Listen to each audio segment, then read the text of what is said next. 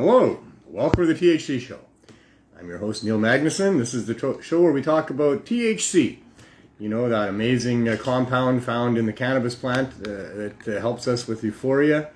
And truth, hope, and change is what THC stands for with respect to the show, because as we talk about things to do with that amazing euphoric causing compound, we need to talk about some of the truths behind that. And when you hear what the truths are, well, we'll have to find some hope, because the truths are not very enlightening. And then maybe we can change things if we understand.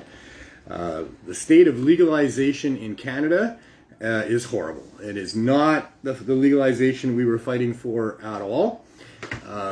This is, by the government's definition, non-medical, recreational, adult use cannabis stores. And they're not there for people to get medical cannabis. In fact, the government still, Health Canada and the federal government still maintain that cannabis has no medical value, even though there's hundreds of thousands of Canadians who have doctors who have written them permission, if you will, to be able to use cannabis as medicine for conditions that they have.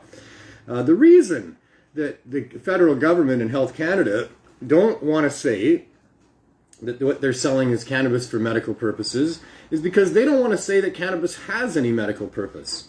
They've spent decades and billions of Canadian tax dollars to try to keep Canadians from getting access to cannabis. They've gone along with the lies that started in 1923 about how cannabis causes reefer madness and people go insane and they become violent and they rape and all sorts of other horrible things like that. And based on all of those lies, the government prohibited cannabis with the criminal law for decades and decades. It's coming up to 100 years next year that the federal government in Canada has been wasting Canadian tax dollars to ruin Canadian lives and keep sick Canadians from accessing a very, very viable medicine for them. And they've lost that battle over the course of time. You can see the evolution of legalization and how that happened here. We had medical cannabis dispensaries, proliferation of those.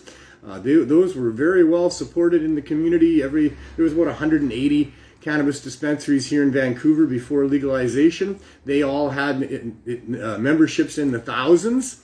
And that's support. That means the community is supporting your little business there, even though those businesses were not licensed, not regulated, and in fact deemed to be illegal criminal enterprises. Vancouver, when they decided that they would try to stop the proliferation of dispensaries and regulate them ahead of legalization, did so by taking away several revenue streams and by taking away the ability of many of those dispensaries to exist at all because of proximity laws, both to other dispensaries and rec centers and schools, and numerous other ways that the government tried to shut them down, not the least of which, of course, was a ridiculous over $30,000 in licensing fees that were so much more than anything else. And they just don't want to tell you that you can get any medical value out of cannabis, because let's face it, if you could get medical value out of cannabis, well, then it would be pretty wrong for your government full of public servants to be using tax dollars and the criminal law to keep you from accessing something that you could use for your own medical value. In fact, the whole idea of making this plant illegal, or any plant illegal, is preposterous. Plants can't be illegal, and possession of plants can't be a crime. How can it be a crime to possess plants? That's ludicrous. A crime is when you have formed the knowledge in your head that what you are about to do is going to cause some significant damage to somebody else, and then you go ahead and do it anyway. That's a criminal, intentionally causing significant harm to somebody else. Not having possession of some dried flower tops because you've heard that 3,000 years ago the Chinese were using it for things that this person is now suffering with. This has been wrong for a very long time. So here we've got these rec stores that are selling suppositories, cannabis suppositories. Now, they're capped at 10 milligrams, but I mean, maybe that's the fun of it, right? If these things are for rec value only, I mean, who knew that people were getting together on a Friday or Saturday night, going to a party, and inserting a bunch of suppositories to get high? Holy shit, you should have seen me Saturday night. I was flying on those suppositories. And of course, they're only 10 milligrams each that you're allowed to have, so you got to insert lots during the evening. Well, there's the fun part right there, I'm sure. This is just crazy and ludicrous, isn't it?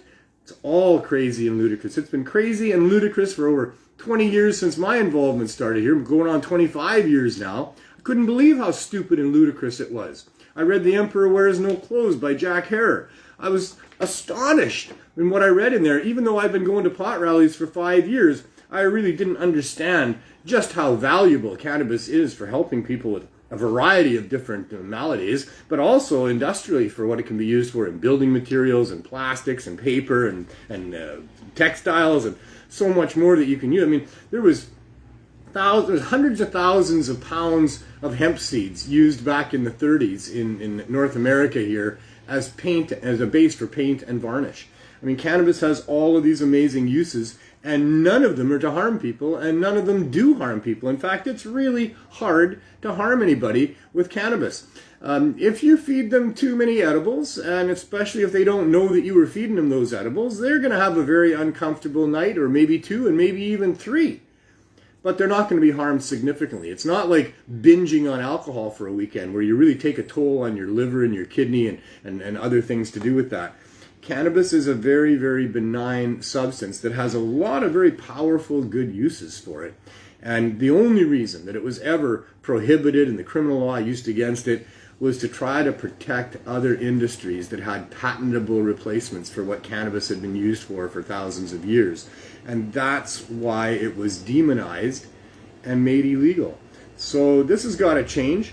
It is so ludicrous. What we're doing here with the Cannabis Substitution Program is definitely medical. We're helping people get off of a drug addiction. Well, that's pretty medical. We're helping them because it'll help you get through withdrawal. Well, that sounds pretty medical to me. We're helping them because cannabis addresses the different drivers of addiction, like depression and lack of sleep and pain and trauma and all these other things that cannabis is very effective for helping people with. So it doesn't just get people through withdrawal. It can replace the use of those other trauma-relieving substances and do so in a way that's not toxic, that's not harmful, and doesn't have the potential to kill you. In the last several years, we've been dealing with a public health emergency with respect to the poisoned opioid supply or hard drug supply here on the downtown east side and right across North America and around the world. People are dying at alarming rates because there's fentanyl that is inside of the opioids that they think they're getting. And fentanyl is 100 times more powerful than what the opioids are to begin with. Opioids are able to kill you because of the way they shut down your respiratory system and they shut down your heart. Cannabis has never killed anybody, and that's very strange because everything has killed people. Tomatoes have killed people. Everything has killed people. Everything can kill people. If you ingest too much of anything, pretty much, it can kill you. That's what they call the LD50 rating. The lethal dose that kills 50% of the average adults that would have consumed that much becomes the LD50 rating of whatever it is we're talking about. And everything that you can consume has an LD50 rating. And cannabis does too.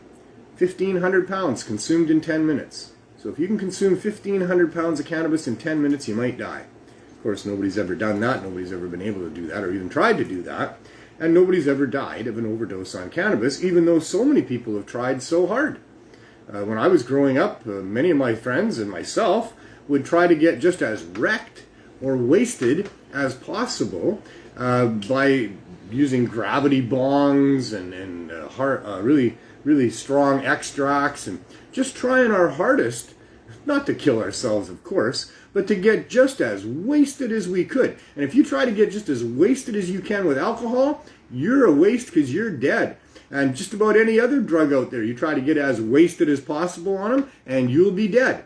But cannabis, you can't kill yourself, and that's been proven time and time again. There's been literally trillions of doses of cannabis consumed, and not a single death.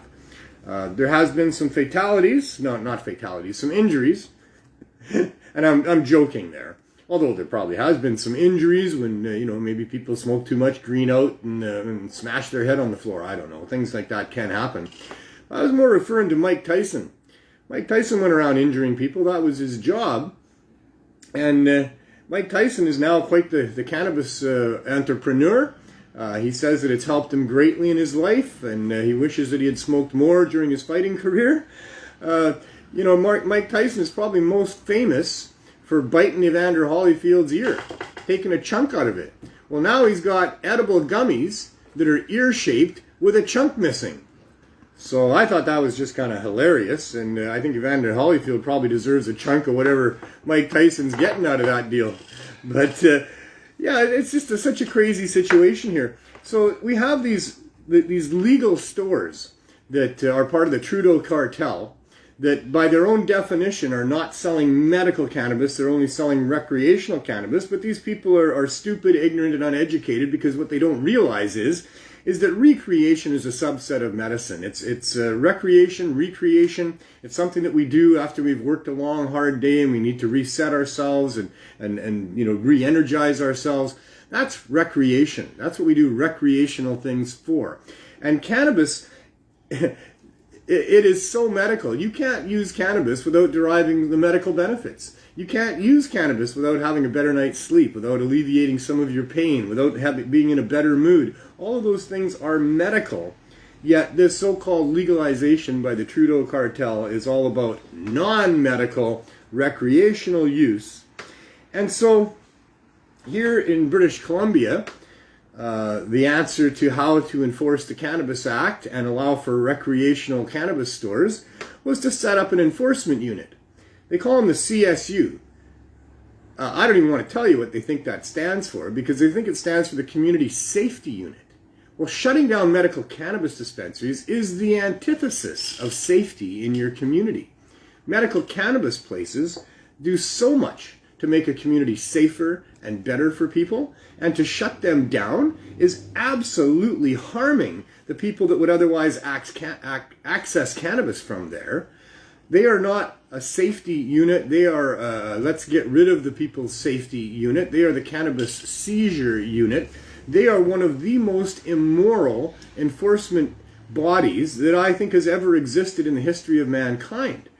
They are on their own. They don't answer to anybody. If you're caught up in their, like if you've had a medical cannabis dispensary and they've decided to shut you down to protect the non-medical stores, then they're going to use a great big hammer on you. They're going to threaten you with things that you cannot possibly deal with.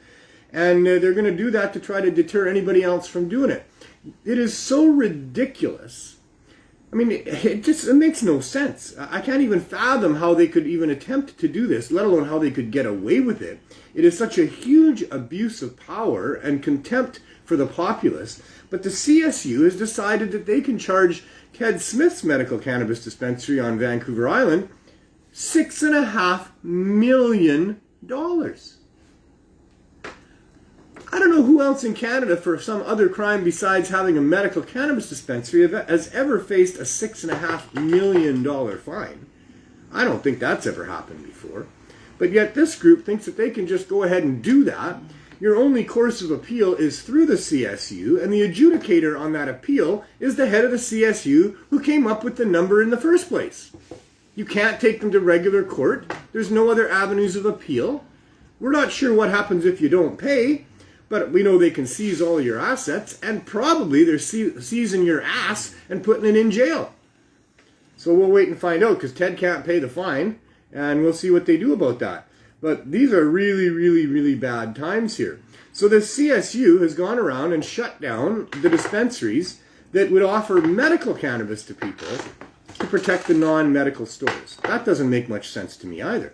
It really doesn't make any sense that public servants would be doing this when the evidence is a mountain and it's clear that cannabis helps people. Cannabis helps people in ways that no pharmaceutical can help people. It helps people without all those nasty side effects of the pharmaceuticals. It's a natural plant. It's not something that you have to go through regulatory schemes and get from pharmaceutical companies who are using synthetics and putting together chemical concoctions that have a whole bunch of side effects and all the rest of that, and you may probably with good reason not want to use that stuff. This is a natural herb. It's been being used by people for thousands of years throughout history, throughout many different cultures. There's never been a problem with cannabis until here in the United States they decided to criminalize people who were using it to try to keep down the migrant populations coming across the Mexican border, to try to put down the black people, to keep them from mingling with the white people. For that reason, and those reasons, is what they said. Well, they said it was causing people to be violent and insane. And so for those reasons, they're going to criminalize this thing and lie about this substance that's been used for thousands of years through hundreds of cultures with great success for a huge variety of things.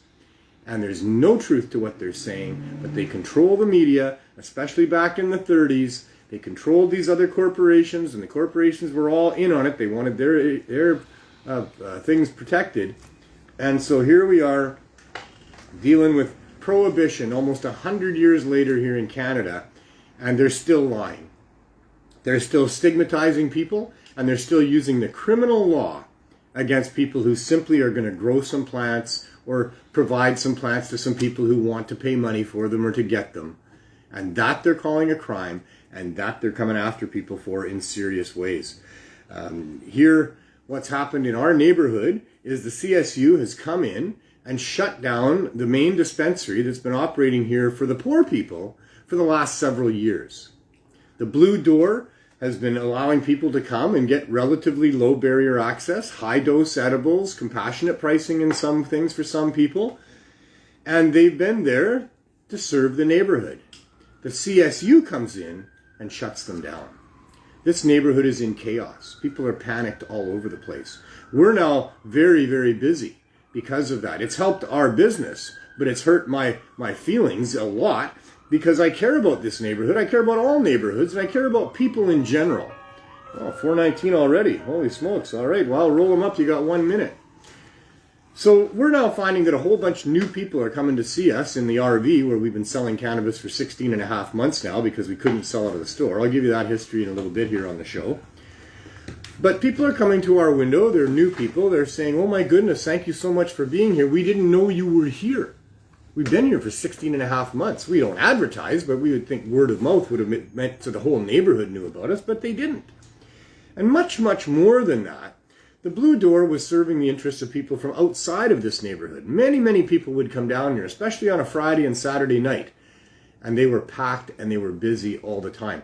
None of those people know about us in our RV. They don't know that there's another dispensary or access point here on the downtown east side. What are they doing? These are people, in many cases, using cannabis to deal with their opioid addictions. And what are they doing now? Where are they going to get the high-dose edibles that they need? Maybe they can't. And we know what will happen if they can't. If they can't get the high-dose edibles that give them the relief that they're looking for, they're going to be going back to the streets. They're going to be using those other substances, and many of them are going to die. The CSU has just signed a death certificate for dozens, if not hundreds of people by shutting down access to medical cannabis. Shame on them, shame on the government, shame on Trudeau, shame on Farnworth, shame on Horgan, shame on all of these people that are maintaining the lies, the reefer madness, and the criminal prohibitions against cannabis and cannabis consumers. Shame on all those people. In any case, that brings us to 420. The time where we get to take a little bit of a break most of the time from the serious stuff that we're talking about. We try to do that.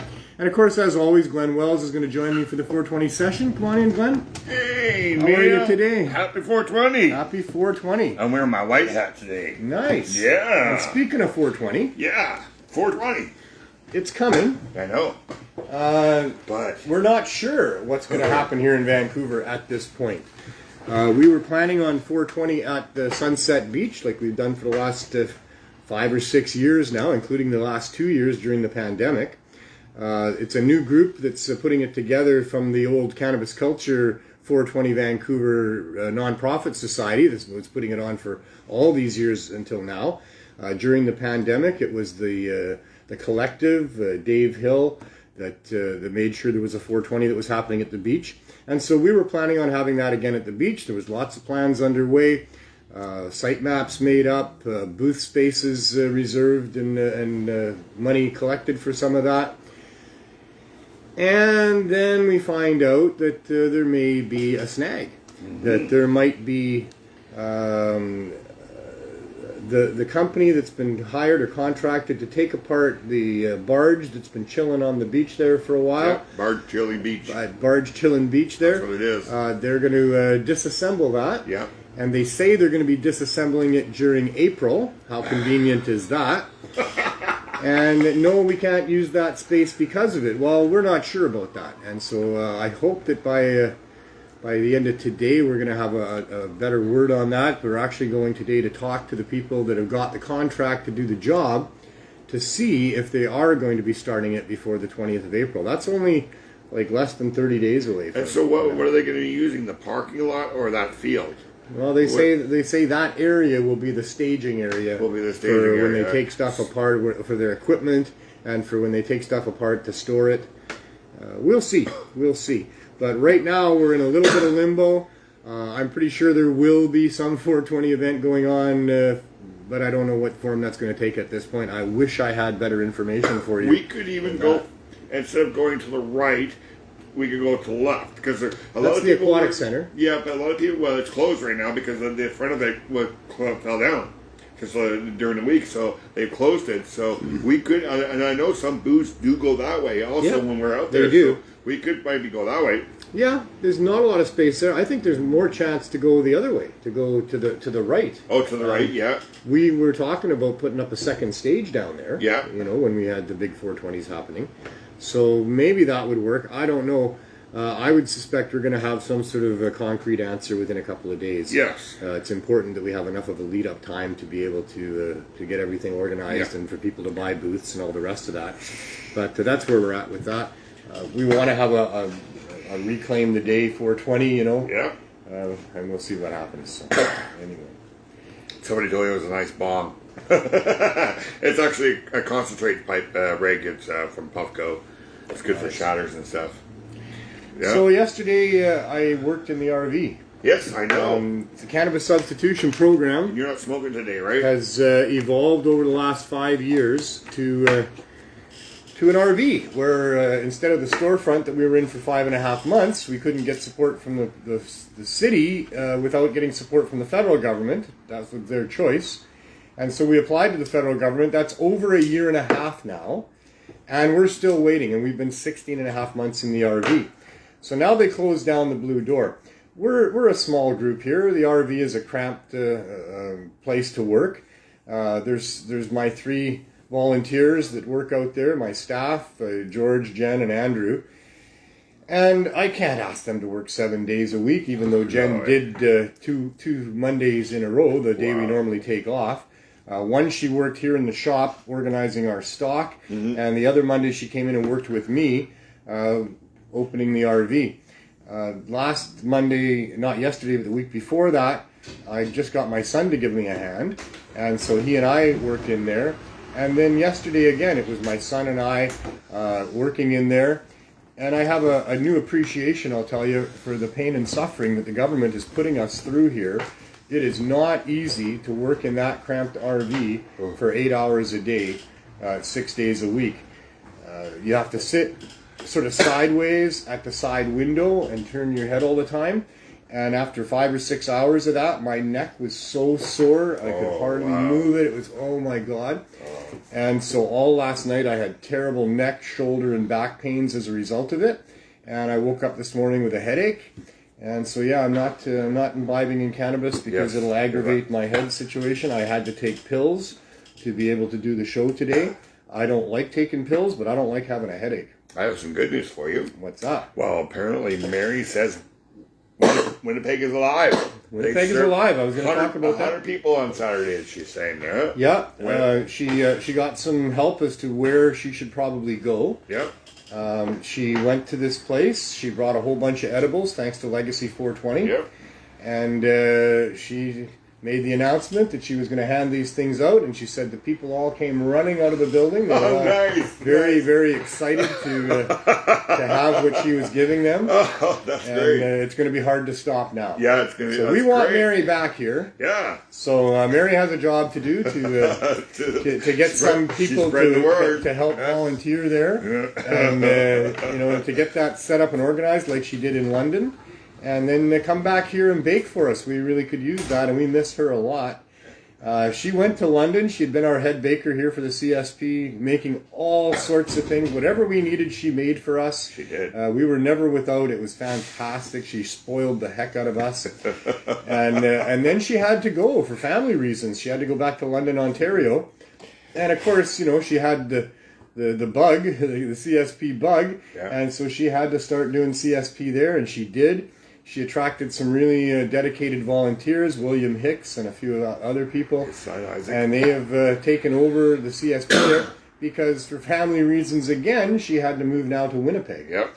So the CSP in London is still going strong and doing really well there. And now in Winnipeg, it looks like it's going to be starting up there and obviously doing really well. They really need it in Winnipeg. They need it in a lot of different places across Canada. Now there's also... that started before those ones. There was my good friend Chris Backer in Halifax that started one there. That's over 2 years ago now. Yeah. And they give out a couple hundred care packs once a week there in Halifax, and are doing a fantastic job. So yeah, we're alive and well and doing things. That's good. But we are having a heck of there. a time getting government approval for this. Yeah. And that is a statement to the state of affairs in our world, that when a public health emergency happens and cannabis becomes one of the solutions, that the government will not embrace that and will not help you with that. What the government is embracing and trying to use to help the opioid crisis is pharmaceutical replacements. Yes, more pharmaceutical. More access. Yeah. More access to clean... Safe supply. Fentanyl, yes. So they'll take the money that you're going to give the dealer on the corner and you're going to give that to the pharmaceutical companies instead. And in fact, for anybody who can't afford it, the pharmaceutical companies are going to have taxpayers pay to supply it.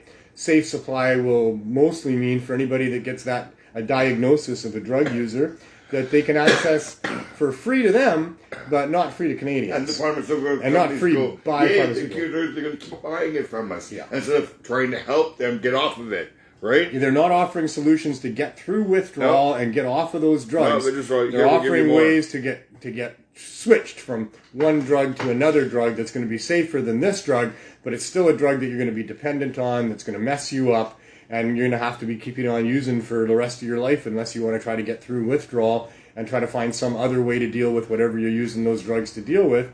And that, of course, would be cannabis edibles. Yep. But the government doesn't want anybody to know that because, oh my God, how can they keep criminalizing a substance when it's such a medicine and it's helping people get off of opioids that are killing people? I think there's a mental block because of all the bullshit that government told the people of the planet, and now there's that block there. Well, they are full of shit. Yep, they are. They have ingested a lot of shit. They're full of shit. They lie through their teeth, and I think they're smarter than that. I don't think they're really that stupid or brainwashed about it. I don't think they've bought their own stories or nothing. I think that they understand completely that cannabis would be a solution for people, but it's a solution that's going to take money out of the pockets of big pharma. And it's going to make you live longer, too. Yeah. Probably. And that's not something that they have to pay more pensions out. Pay more pensions out, yeah. I don't know. It's just corrupt. But then you're also paying more taxes, too, if you're living longer. So, old people don't pay a lot of taxes. Yeah, you're not working anymore, yeah. Yeah, they pay it on things they purchase sometimes, When you get the seniors discount to offset those taxes. You get the seniors discount now, don't you? Yeah. I'm waiting for mine. I got a few more years to go. Have you used it yet? Somebody gave me a cheaper deal the other day. Oh, there you go. Said it was because I was an old guy. I just looked at him funny and said, oh, well, I guess it's more money back. So. More money in your pocket, right? You want to call me an old fart and give me money, I guess Especially that's okay. the way inflation is right now. If you could save money, you might as well, right? Too bad they wouldn't do that for our gas, eh? Yeah. 10% off our gas bill because we're old. Yeah. Yeah, there you go, eh? Wow. Now that I'm old, I'll tell you, old people deserve discounts.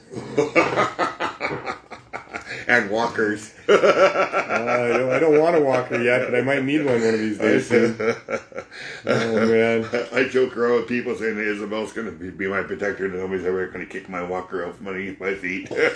Nobody's touching you anyway, Glenn. Yeah, I know. All you have to do is say something to them, and they're like, whoa!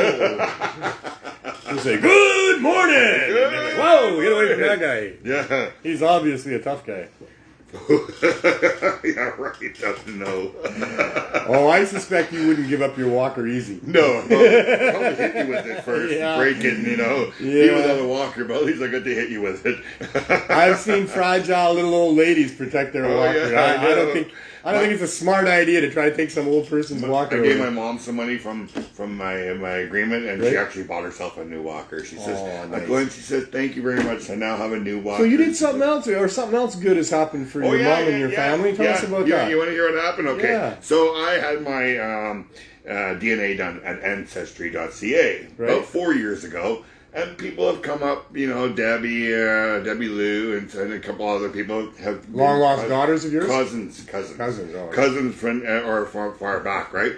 But on Sunday morning, about 11 o'clock, I get a message from Brantford, Ontario, from a lady named Courtney, and she explains to me that her father-in-law has been trying to find out who his parents were, and he's now 75 years old, and he's been told lies all the time.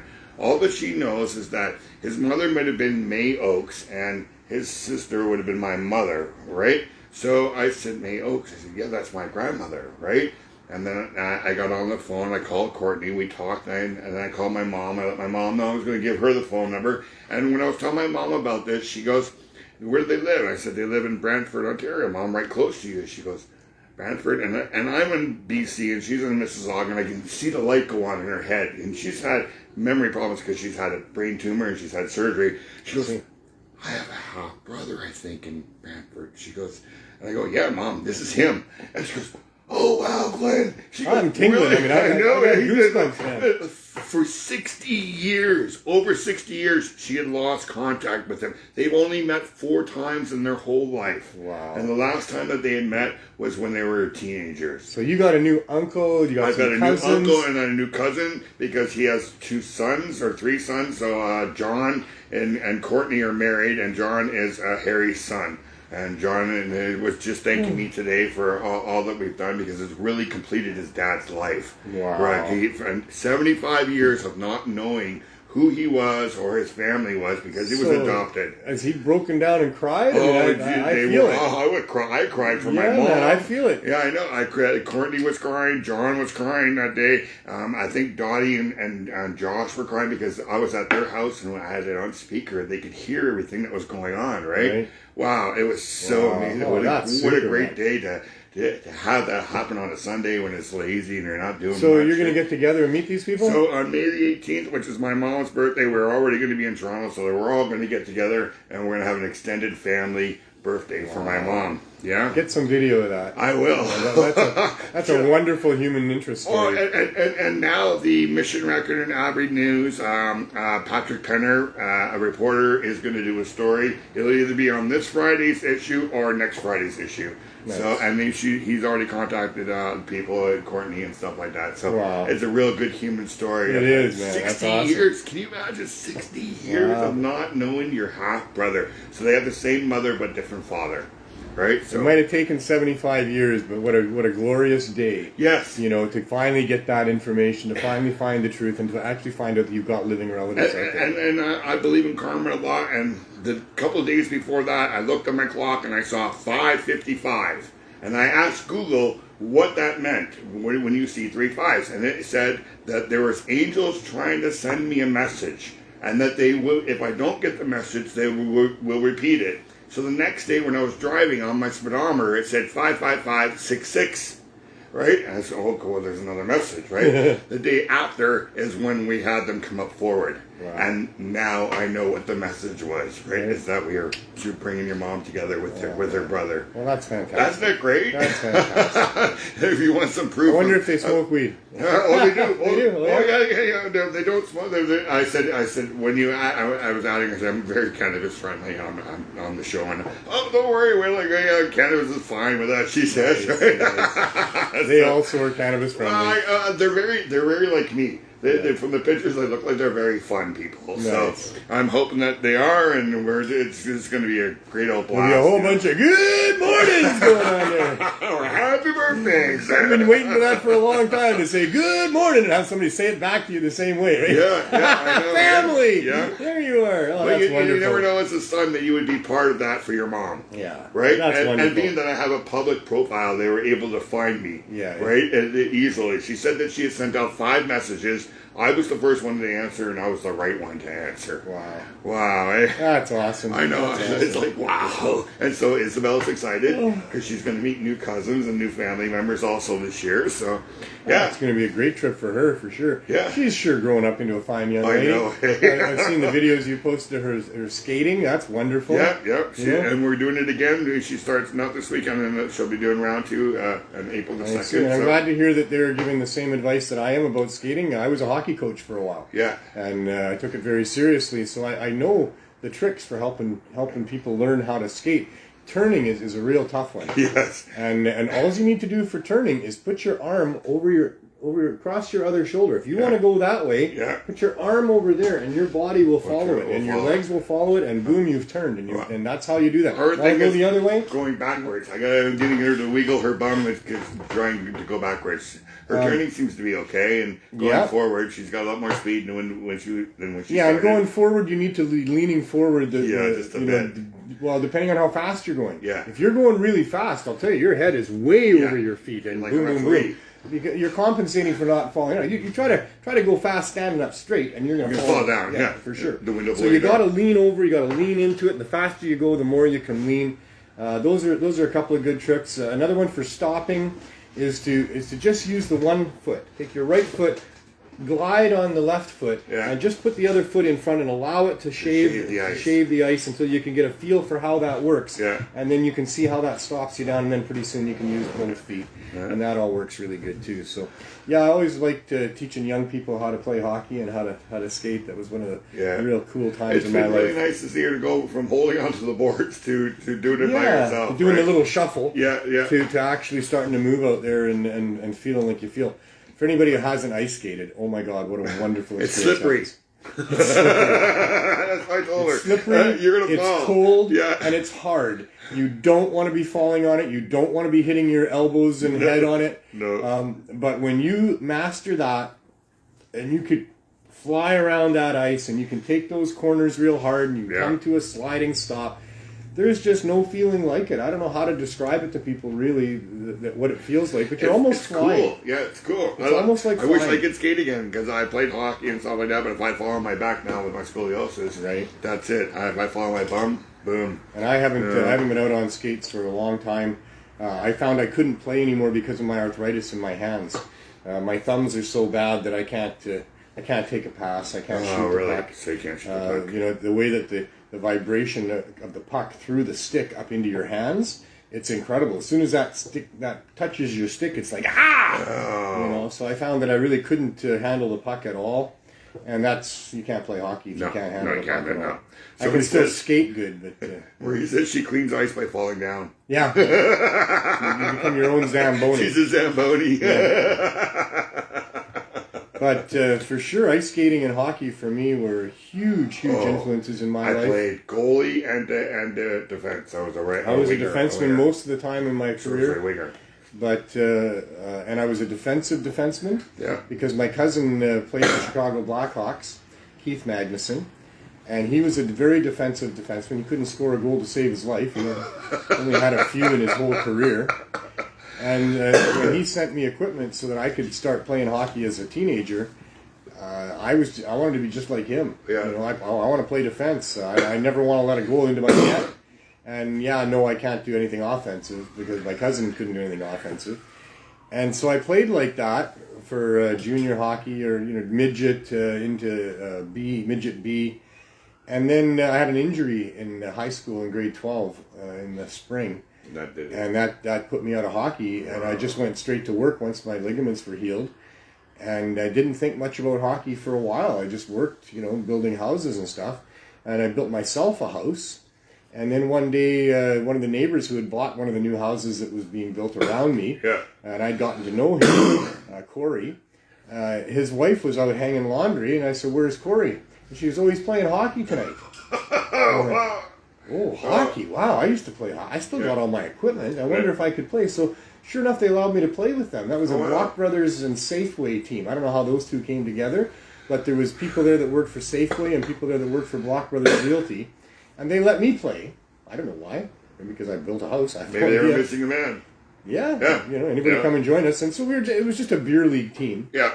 And right away they said, "What position do you play?" And I said, "I play defense." And so the game starts. I get an offensive opportunity, and I become aware of what I'm thinking in my head. Yeah. Visualizing in my head. So in those years in between high school and when this event happened, I had read some books, taken some courses. I'd come to be a practitioner of positive visualization. Mm-hmm. And so right away I'm realizing that the visualizations that I've got in my head is that I can't score a goal. I can make that one nice pass out of my zone, but give me the puck on their side of center ice and I don't know what to do with it. And that was my belief about myself and the visions that I had of myself. And right away, I just said to myself, no wonder I never scored any goals. You were doing that, I was being Keith Magnuson. I needed to be Bobby Orr.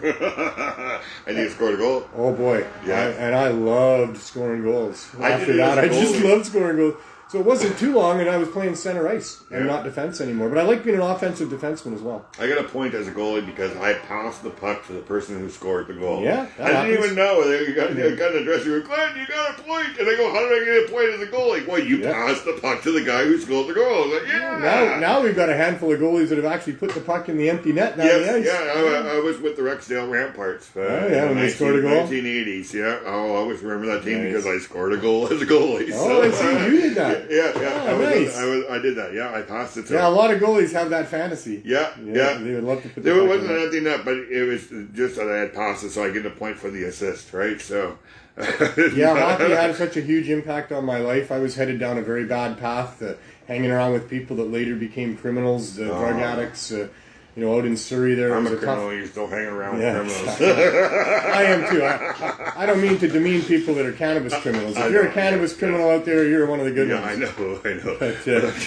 But I was in with people that got involved in biker gangs and numerous other things as they grew up. And I managed to avoid that because of hockey. Yeah. Hockey took me out of that path and out of those friends and things. I don't mind. And got me playing hockey. It was a little bit alcohol-based, so I did get into a little bit of alcohol. You said it was a beer league. It was a beer league. There you go. That's all leagues are beer leagues. The NHL started to sell beer. Okay. Yeah, I don't know if you know that or not. Because Molson's used to... Montreal Canadiens. Labatt's Blue. That's the Toronto Maple Leafs. Yeah. These were the alcohol-selling companies that wanted to have entertainment going on so people would purchase their products. And that's what started the National Hockey League, was these big alcohol companies that wanted to sell beer. Yeah. And so on Saturday night, you'd get a 2-4 from the beer store in Ontario, and you'd sit there or 12 with your buddies and watch Hockey Night in Canada. Dun dun dun dun dun dun dun dun dun dun dun dun. What am I being copyrighted for this? Do you do too much of it? I don't know. But for me, hockey went all the way back to the first Saturday after I was born. Yeah. Yeah. Oh wow. Eh? My dad would go every Saturday to his dad's place, and they would watch Hockey Night in Canada. Mm-hmm. And I'm sure that on that first Saturday after I was released from the hospital, being born, that we were at Grandpa and Grandma's house, and they were watching hockey. So, oh wow. Eh? Yeah. And then Sundays was always Wonderful World at Disney. Yeah, that's right. We would always watch because they would always have a new movie out every Sunday. Yeah. And on Sundays we'd all sit in front of the TV and watch that show. And Jacques Cousteau. Remember? Sure. And during the weekdays they would have the Big Show. Where there'd be a movie on every week of the Big Show. And my memories were that all being in black and white. Yeah. Yeah, and then I remember, we all know about The Wizard of Oz turning from black and white to color because halfway through color chrome film was And then there was Saturday morning cartoons that I'd get up and watch faithfully, even though my parents didn't know and wouldn't have liked it if they did. We're way off topic. My daughter watches YouTube on Saturday morning. I don't know what topic was, but I think we're off it. Oh, we're just shooting the shit. I know. That's what you're supposed to do when you're stoned. That's what 420 is supposed to do for us, is take just us a little bit whatever. off topic. Yeah, make some laughs and yeah. So the topic is cannabis legalization, prohibition, the state of affairs what to do with cannabis, and what we're doing with the Cannabis Substitution Project. Mm-hmm. That's the topic that we talk about on this store. This is the quest for low barrier access cannabis, community cannabis stores throughout neighborhoods all across Canada and North America and the world, because everybody needs to have low barrier access to cannabis, don't they? Like, that's what we thought we were fighting for. We really didn't know that. We thought we were fighting for just legalization. Mm-hmm. Just legalize it, which means no more penalties for pot. No more government ridiculous investigations, undercover people, wasting all our tax dollars, charging people with possession of some flowers that they thought were going to help make them feel better. None of that anymore. Legalization was supposed to solve all of that. That's what we thought. We wanted to legalize and regulate. That was our mantra. We wore wristbands. We preached that from the stages of our protests. Legalize and regulate, and we thought that would solve everything. Unfortunately, those people who we were up against, the people that had been making cannabis illegal and keeping it illegal for all this time, these super big, powerful corporations, the fuel companies, the alcohol companies, tobacco companies, pharmaceutical companies, all those people that are profiting off of cannabis prohibition, they're very, very powerful. Mm-hmm. So even though we had amassed over 100,000 people coming out in April to a beach to protest about those laws, they looked at that and they went, well, I guess we have to do something because we're going to get voted out if we go up against somebody who's going to talk about what they're looking for. So the Liberal Party, from not even opposition status, they had been reduced to below opposition status in the previous election. They decided to run on a platform of legalizing cannabis for everybody. That's what they said. Their website did say that they were going to have strict regulations. They were going to protect the young people. But Trudeau himself, in interviews and in media scrums leading up to the election, said that they were going to be lowering the price of cannabis, improving the quality of cannabis to the point where there would be no viable black market or underground marketplaces that would work, that the medical patients were all going to be looked after with legalization. He said all of that stuff. And when it actually came out, this is what legalization is, folks.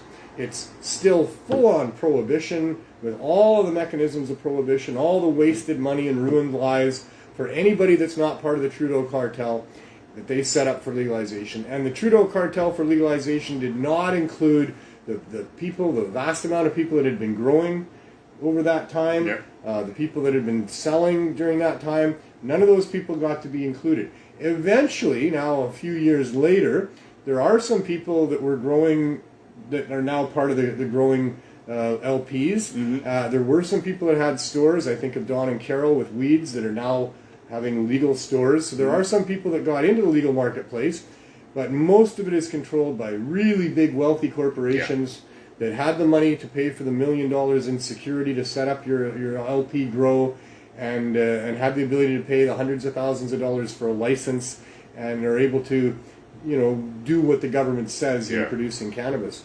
And the rest of the people that have been doing a great job supplying for Canadians, they're left out. So and there's lots of people are out of work too.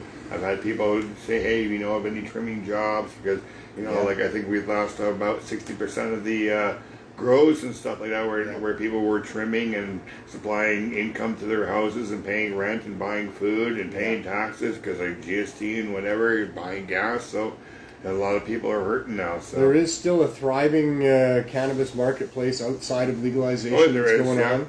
But it did take quite a pounding. It has been hurt a lot. Yeah. And many people are suffering. Prices are way down. We just recently had Trudeau, the dictator that managed to get elected here, decide that he has the right and the power to shut Canadians up that want to just protest against his questionable policies. And in doing so, he seized people's bank accounts with no due process, with nobody getting to go in front of a judge. Just boom. Now your bank account is seized by the federal government. Or frozen. That is hugely wrong. Yeah. And people are shocked by that. Yeah. But what they don't understand is that that's been going on in the cannabis community for years and years. Yeah. Many people that get caught with online dispensaries or as bakers of edibles, they have their bank accounts seized and their ability to do business canceled.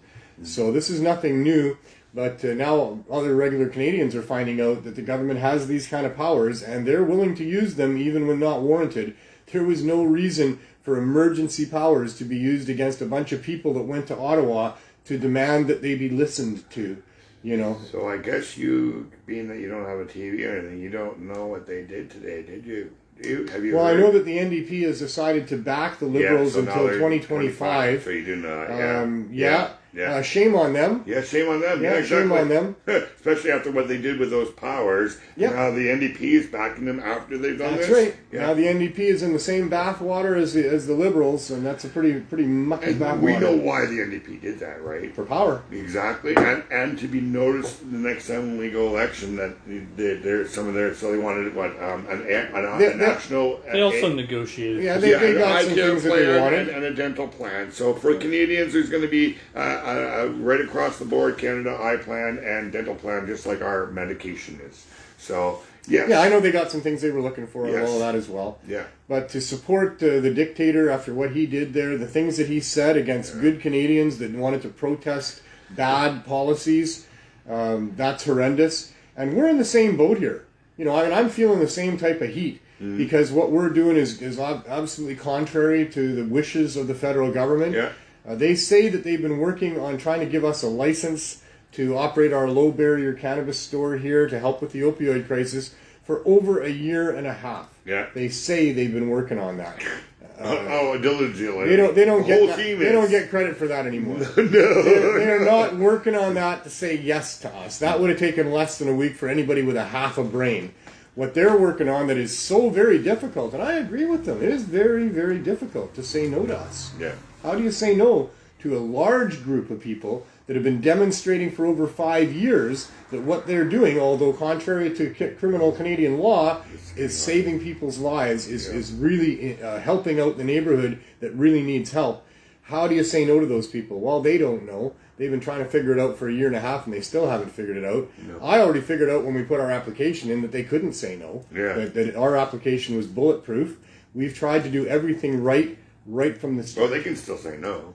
Well, but they haven't, and I don't know that they can. We know what they can do. Look what they just did to the people in Ottawa. So we know they can say no. Well, they can. Yes, they could. But I think they understand the political fallout from that. Yeah.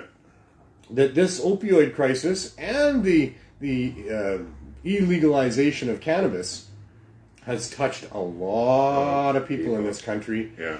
And if they're going to continue to persecute cannabis consumers and suppliers who aren't part of the legal system, and if they're not going to allow for cannabis high-dose edibles to address the opioid crisis, I think they're going to get a huge backlash from that. Yeah. And, I mean, they've fooled everybody. You know, a lot of people think that legalization is what we were asking for, and hey, this is all good. You have a store you can go into to buy cannabis. They're not quite understanding that is not working for the daily users, the poor people, and the sick people. That those people cannot just walk into a store and get their needs met, and they are left out in the cold now because those medical dispensaries that were helping them have also been shut down.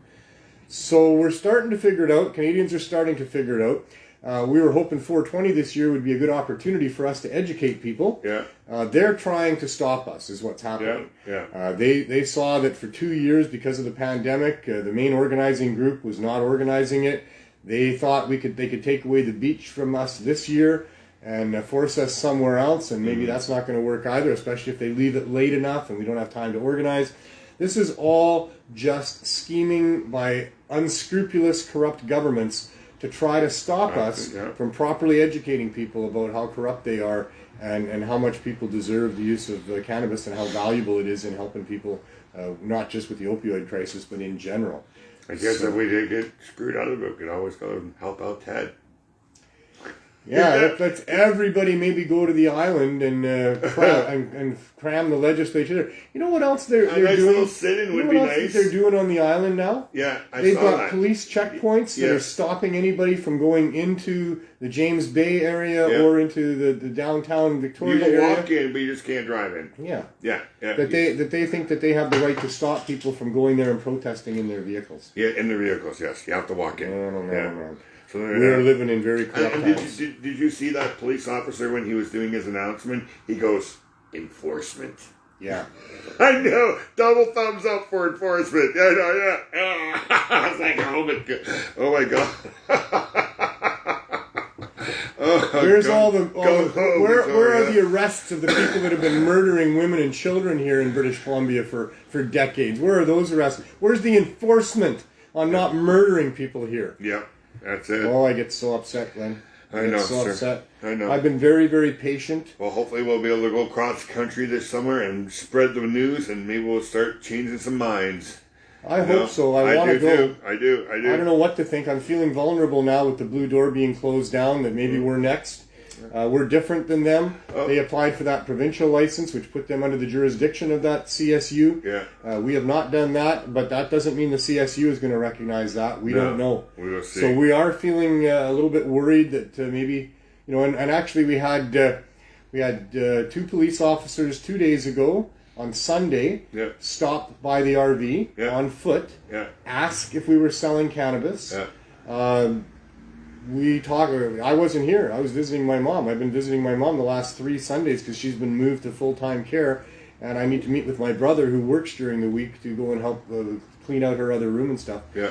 So I wasn't here, but I got a call from Jen saying, hey, the police were just here.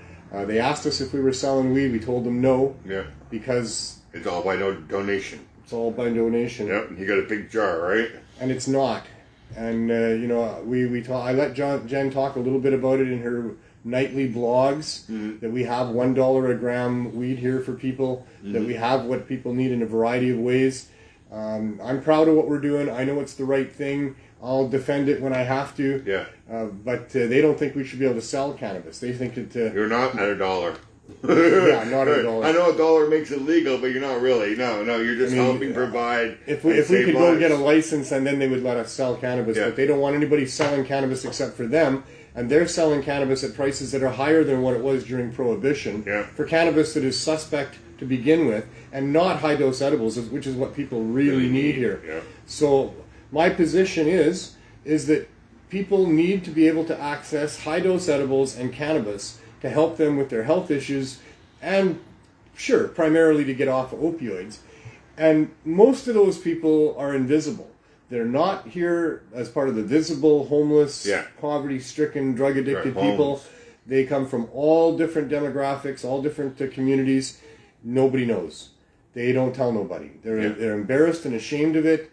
Many of them come into Vancouver to get what they need on the streets here, and they needed to have a place to go, a discreet place that they can walk into, like the Blue Door, like where we are, where nobody's going to ask them any questions. They're just going to be able to get what they want and walk out discreetly. That is extremely important in addressing the overdose deaths. And especially in like small little towns, because I know of a friend that we were talking yesterday, and one of her friends has a daughter who is on hard drugs. But being that they only live in a town of 3 stores and a couple of gas stations and stuff, there is nothing else out there but pharmaceuticals. She can get clean access to that medication or to that drug that she needs. And I was telling her what you do, and she goes, I'm going to tell her about that, because that's why she always goes back to it. She wants to get off of it, but when she's withdrawn, she says the pain is more than just going out and getting high again, right? Oh, yeah, for sure. It's not about getting high at that point. And there's no access for it out there, so those people are stuck too, and they're dying in their homes too, right? No, and those people do not want to be identified. No. They do not want to join a program where they're going to get their edibles for free to get off the drugs. They just need a discreet place to go and get them. And there needs to be lots of those everywhere. Yeah. So this is the quest for community-based, low-barrier access cannabis stores. That's what legalization is now all about, is we need to legalize it for the sick people and the poor people. Save some people. And that's what we're doing. And it's not just fentanyl, it saves people from seizures and epilepsy. There's all kinds of stuff that cannabis can do for you. And especially the people that are poor and suffering down here. Yeah. One of the biggest issues down here is sleep. Yeah. People don't get to sleep properly. They're in pain. Then we It's have a mental noisy health neighborhood, problems. Yeah. and that leads to mental health problems and lots of other problems. And then mental health problems results in nutritional problems. Yeah. And it's just a cycle It's just a chain downward. effect, Down yeah. it goes. Yeah. So we have a solution to this. We have hundreds of people that come to see us on a regular basis at the RV that thank us every time for being here and for saving them, and they tell us how well it's working for them. And we've literally witnessed transformation of lives. Yeah. Hundreds of people. We have 266 people still part of our program. That number's been the same for a long time, and we've watched those people go from drug sick to doing very well in their lives, to coming with a bounce in their step and a smile on their face, and being very thankful that they can still get what they need. So the government is corrupt and out of line, and we're just trying to solve that. That's all. So there you go. That's what I know. There you go, sir. Yeah.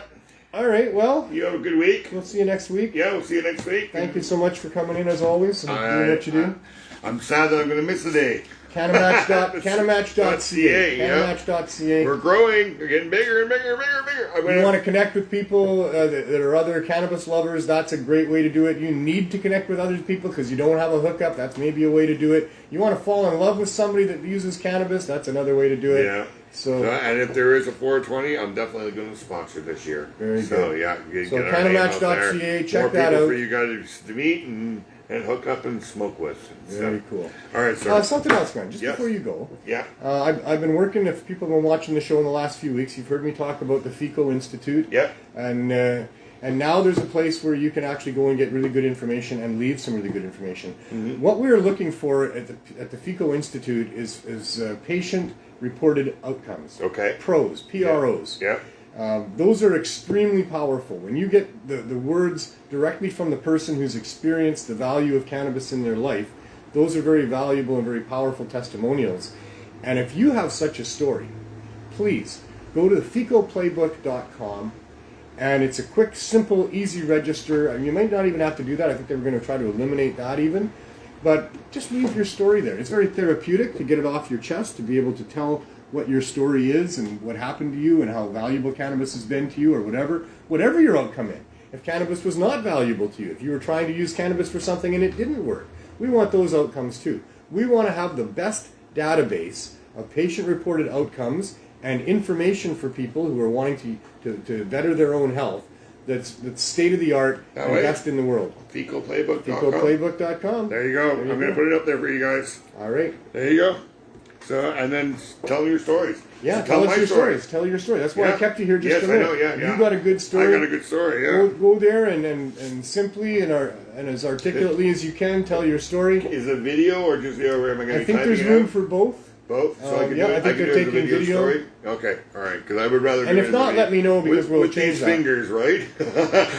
Typing is not always my funnest thing to do anymore. That's why you always give me voice messages. Yes. You don't like typing. It's those big fingers. The fingers that it's not always. Sometimes when I want to do a question mark, it does an exclamation mark. Well, my big fingers aren't great at that either. Maybe I should just do what you're doing. Thanks to you, I've done that a couple times. And you know what? Voice is much better too because people can hear the way that they used to hear when you talk. You hear your tone of voice. In text, so many things can go wrong. I've had an experience that's very frustrating. That, you took this all wrong. Yeah. Yeah, right? Yeah, You've got to hear the tone of voice. And that's why I've been using my voice a lot more, too. Because there's less misunderstandings that way. Yeah, I think you probably convinced me. I still think there's a place for short texts. Yeah. But for anything that's lengthy at all, And my friend, my landlord's wife, she wears 2 hearing aids, but so she doesn't really like the voice part. She can read a lot better than hearing it. Right. So it does have its opposite too, right? But she's the only person in my house I have to deal with that for. So very good. Well, thanks for the good advice. Yeah, no problem. You have a great week. We'll see you next week. See you next week. All right. So, I guess this brings us to the Cannabis Substitution Program, this demonstration that we've been running for the last 5 years here. It was in response to the opioid crisis because I had learned through the Herb School 18 years ago, coming up now, pretty soon we started that place. And for 3.5 years on the downtown east side, right close to Main and Hastings, we provided high-dose edibles to people along with cannabis flower and got told over and over again how much, especially the high-dose edibles, we're helping people get off of the other drugs and replace the other drug use. So it's been a very powerful 5 years. I'm very humbled by where we're at and how we got here, and all of the amazing people that have helped us along the way. This program has worked because of people that were willing to donate and some people that were willing to volunteer their time, including myself. But the donators have been so important. We had a handful of people that donated to us every single time for our weekly and bi-weekly giveaways at Van Du, and a bunch of other people who sporadically, randomly would donate to us. And between those two groups of people, we managed to sustain this demonstration for all of this time. I can't thank the donators enough. You people are incredible saints and angels that have allowed me to guide this program to where it is right now, poised, I believe, on the brink of getting government approval. I did an interview today. I did another one yesterday. There's more and more interest in what we're doing here, and I think it's only a matter of time before we inevitably will get the support of the federal government. We have got pretty good support from the municipal government, our local government, in an overwhelming unanimous passing of a motion to support low barrier access to cannabis. So the city's on board. I've had some good interactions with the provincial authorities, written several letters to them. They in turn have written some letters to the federal government on our behalf, so that's good. We've got some provincial support for what we're doing here. But the federal government are the ones that hold the key. Without them giving us some sort of license or support, the municipal government can't do much because of the position that they've taken. They really can legally. There's court cases that have shown that a municipal government, the government of a city, has actually quite great powers in superseding Canadian law, federal law, to address imminent problems within their cities. And so that they can do things like allow for a supervised consumption site for opioids, for example. When that was much against the wishes of Stephen Harper and the federal government, the city of Vancouver decided that they were going to do that anyway. And the city of Vancouver could decide to allow us to go back into the storefront and operate like a regular business, but they've decided that they want to wait for Health Canada. I don't know why they're afraid of the feds, but they are. And now we're waiting for Health Canada. We have tried to do everything right with this program right since the beginning.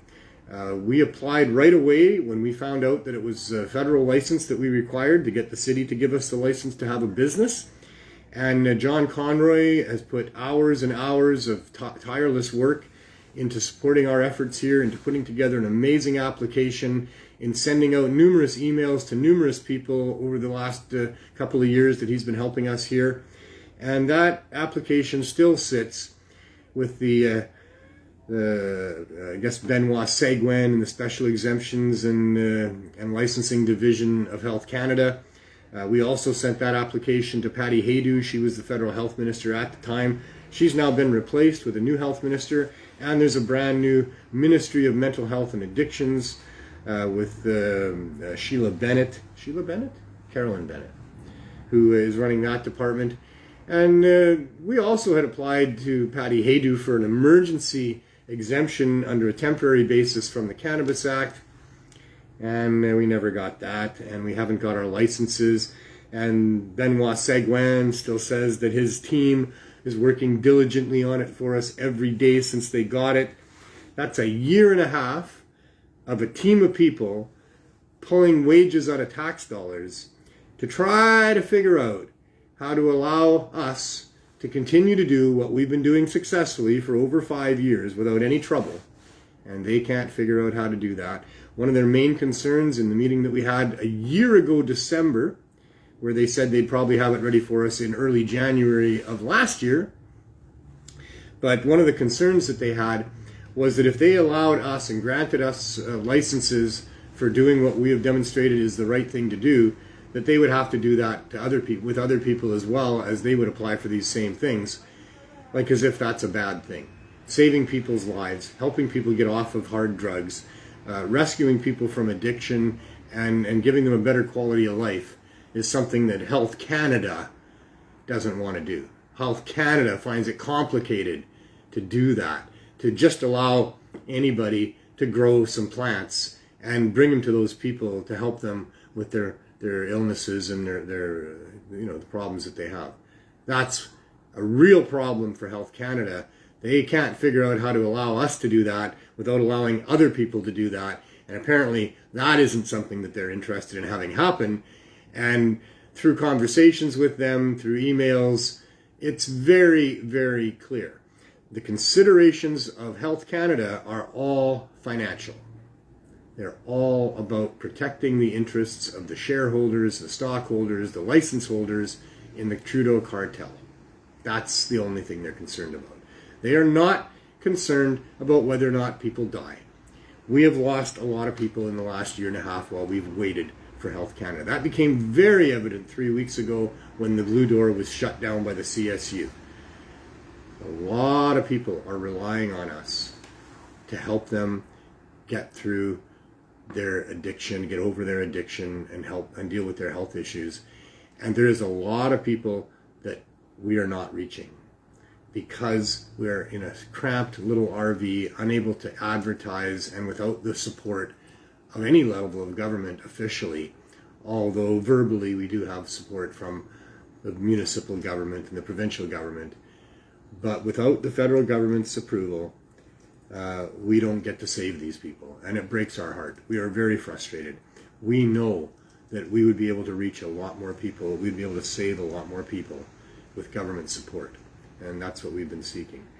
But it's a tough road to hoe, apparently. The corruption is so deep and it runs all the way to the top.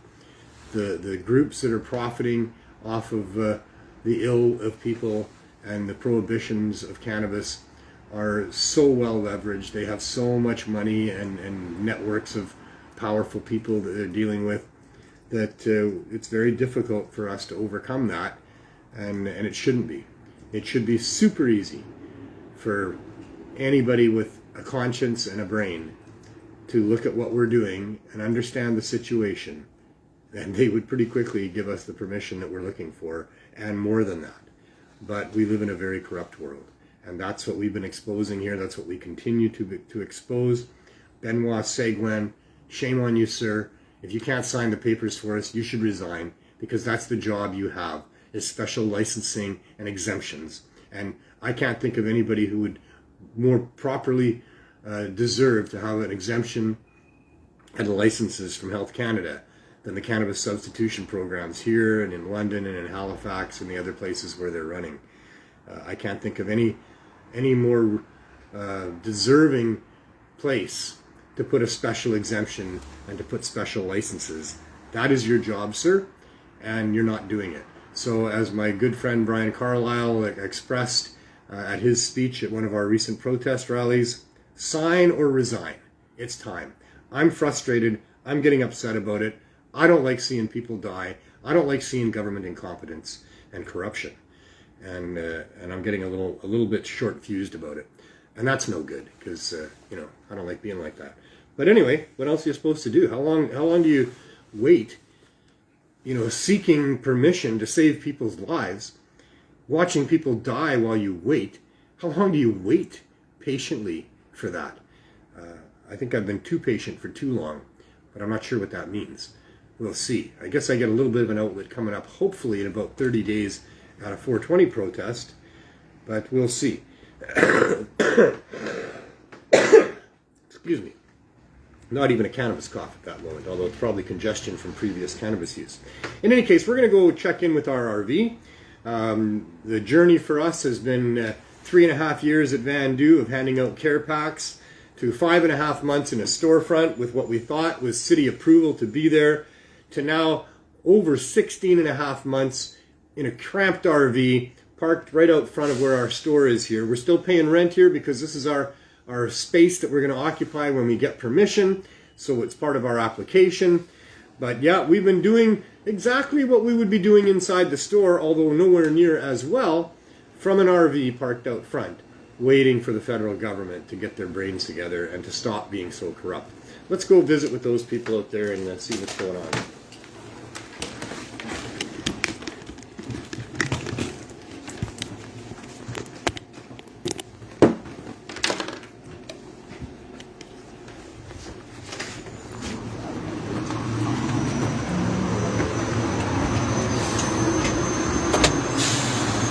I see the rain has stopped, so that's good. It was a pretty rainy day here this morning.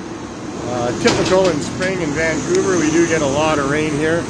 We're right 1 block away from Main and Hastings. That's the main drug dealing center for illegal drugs, probably in North America. We're far enough removed from there that this street is a little less chaotic. There's some refuge from, you know, what's going on over there, over here. But this is where we need to be. We need to be within about a block of that main area over there so that people can find us and get to us. And so here's where we are. This is the Healing Wave RV, the Cannabis Substitution Program Ganja Mobile. And we're busy here today as always. Hi, Jeff. So yeah, here we are.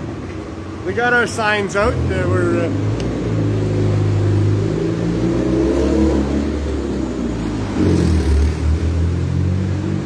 trying to educate people as we go. I mean, we get a lot of traffic here, especially at rush hour. This is one of the main arteries out of the city.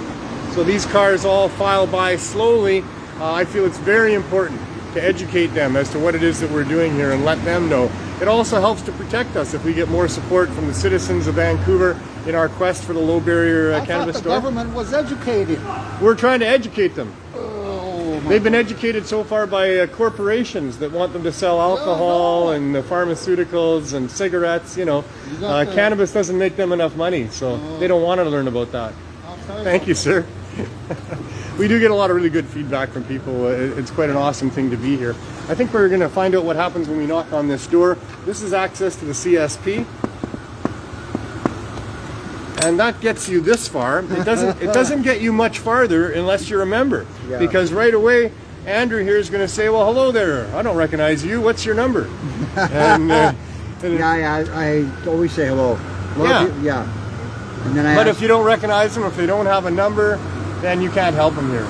No. Because we had to cap our program. We give out between 10 and 12,000 milligrams of high-dose cannabis edibles on a daily basis here. And with over 250 people as members here, they can come every 4 days for 420 milligrams. Yeah. What does that look like, Andrew? Show us the dish there. Today's list is very low. Uh-oh. Very, very low. Yeah, low today. We have 420 milligrams for people, but yes, we do. Andrew's been spoiled. We have cookies from Joe Pepper at 100 milligrams, right? And we have some from Canna. These are 200 milligrams each, right? Then I have some cubes from Green Wilderness at 50 milligrams each. Right. That makes 100 milligrams right there. Then the only ones from Gorilla Ganja we have left, I have some CBD, full CBD. Right. For pain and headaches and whatever else you have wrong with you. Then I have cherry, full sativa, a head high. Right. And a nice hide to walk around. And Gorilla Ganja have been so good to us, supporting us over all the years that we've been doing this. And they've got another delivery coming to us, free, donated from them. They've been just fantastic.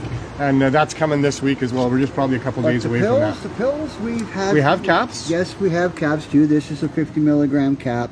And we're pretty good with pills. We're pretty steady with the pills. Yeah, Dirty Dave has been great in supplying us with caps and pills. With the pills. And these are 5 milligrams for people who have a low tolerance. Right? That's very good for people because we have a lot of people who have a low tolerance. I also have some people who've been taking these lately. These are our 50 milligram Keef pills that we made here. Right. Those are really nice. You can take them apart, and people like to know if they can smoke it. They can. Right. So they like to do that. So Eden, a couple of years ago, had a program here on the downtown east side where they gave out people caps, and that's all they had was different potencies of caps for people, and it works quite well.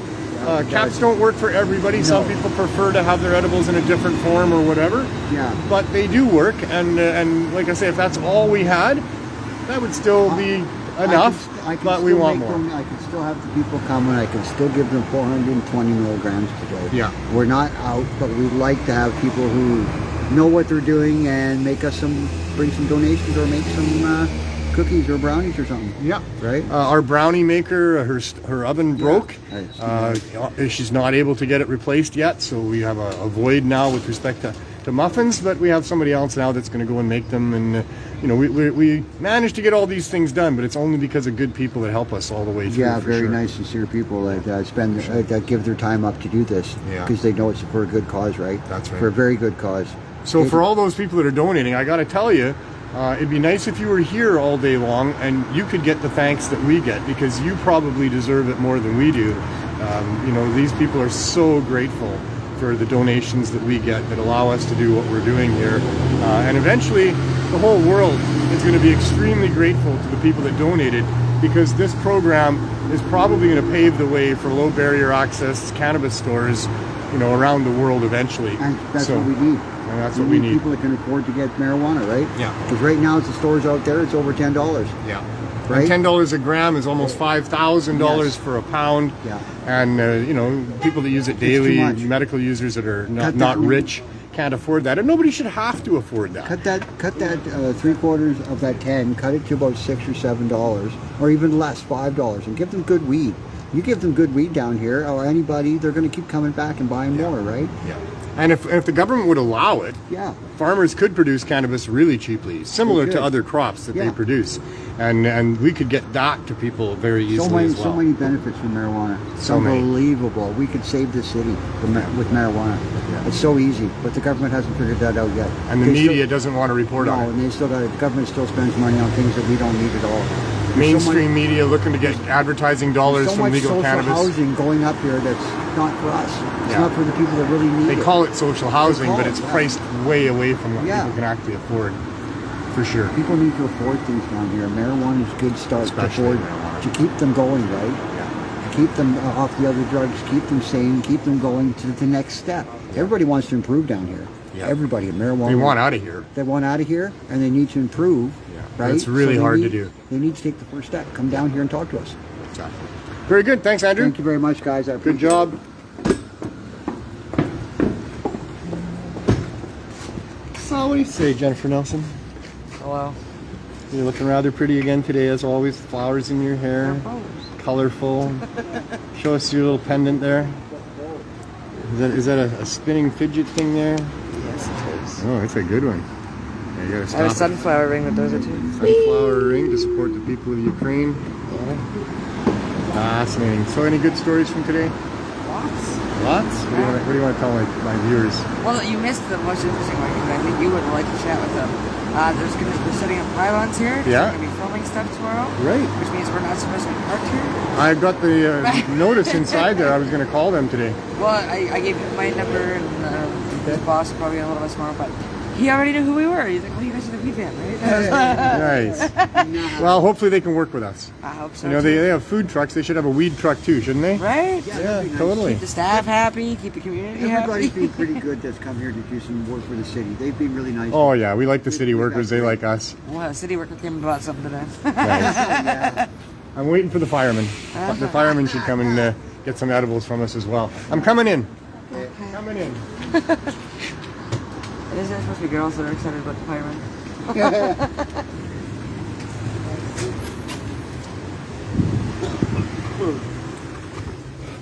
How you doing, George?